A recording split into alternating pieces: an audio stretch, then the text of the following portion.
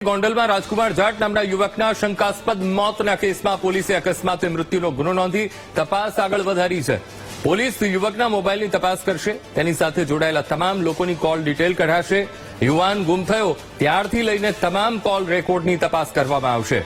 મહત્વનું છે કે કેસમાં યુવકના પિતા ગણેશ ગોંડલ અને તેના સાગરીતો પર આરોપ લગાવી રહ્યા છે। યુવકનો અકસ્માત નહીં પણ હત્યા થઈ હોવાના આક્ષેપ થઈ રહ્યા છે। ત્યારે મારામારીની ઘટના પછી યુવાનનો મૃતદેહ મળ્યો તે દિશામાં પણ પોલીસ તપાસ કરશે। પોલીસ તપાસમાં અનેક નવા ખુલાસા થાય તેવી સંભાવનાઓ છે।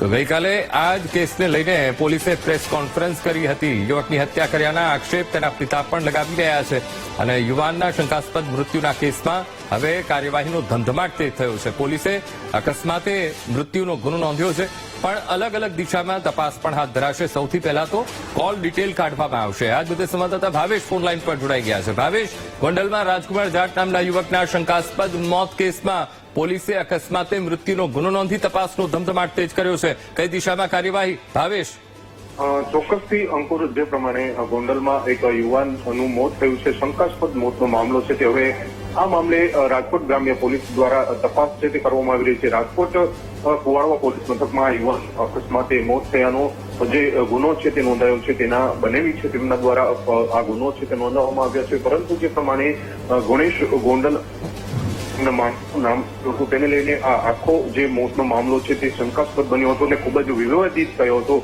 ત્યારે હવે પોલીસ આ મામલે જે 2 તારીખથી 5 તારીખ સુધીમાં, એટલે કે આ યુવકને ગોંડલ સાથે બબાલ થઈ હતી ત્યારથી લઈને આ યુવકનું જ્યારે મૃતદેહ મળ્યો છે ત્યાં સુધીમાં આ યુવક સાથે જોડાયેલા જેટલા પણ લોકો છે તે તમામ લોકોના કોલ ડિટેલ્સ છે તે ચેક કરવામાં આવશે। સાથે સાથે ગોંડલ ગણેશના ઘરે જે માથાકૂટ થઈ હતી, ગઈકાલે પોલીસે એક સીસીટીવી જાહેર કર્યો હતો, પરંતુ હવે આ મામલે પોલીસને જો જરૂર પડે તો અન્ય જે વધારાના સીસીટીવી છે તે પણ જાહેર કરશે। રાજકોટ ગ્રામ્ય જે પોલીસ અધિક્ષક છે તેમને પણ કબૂલ્યું છે કે ગણેશ ગોંડલના માણસો સાથે આ યુવાનને બબાલ થઈ હતી અને ત્યારબાદ જે કહી શકાય છે કે આ પ્રકારની જો બનાવ છે તે બન્યો છે।